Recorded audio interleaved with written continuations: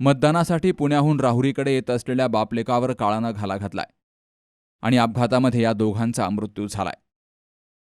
राहुरी येथील मनोज हरिभाऊ रासने वय वर्ष 51 आणि त्यांचा मुलगा सुजल मनोज रासने वय वर्ष 21 हे दोघेही राहणार मेहत्रेमळा स्टेशन रोड राहुरी हे मंगळवारी 19 नोव्हेंबरला सायंकाळी पुण्यावरून राहुरीकडे मतदान करण्यासाठी त्यांच्या दुचाकीवरून येत होते.